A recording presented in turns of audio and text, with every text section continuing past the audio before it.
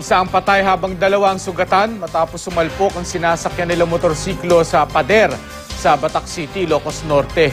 Sa bayan naman ng Dingras, isa rin ang patay matapos mabangga ng 2 beses ang sinasakyan niyang tricycle. Makibalita tayo kay Manny Morales ng GMA Ilocos. Dead on arrival sa ospital si Gerald Ductolero matapos mabangga ng 2 beses ang minaneho niyang tricycle sa barangay Bungkag, Dingras, Ilocos Norte. Sugatan naman ang isa nitong kasama. Kinailangan pa itong ilipat sa ospital sa Batac City dahil sa tindi ng mga tinamo niyang sugat. Ayon sa pulis, nag-overtake ang tricycle sa isang SUV.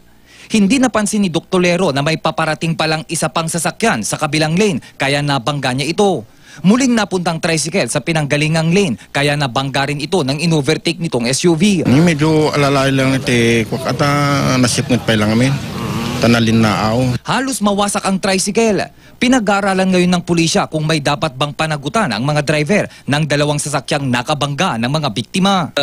I-refer me dito piskalya, no, sino ti talaga nga the liability na ito. Dead on the spot din ang isang empleyado ng Batac City Government matapos bumangga ang minaneho niyang motorsiklo sa isang bakod.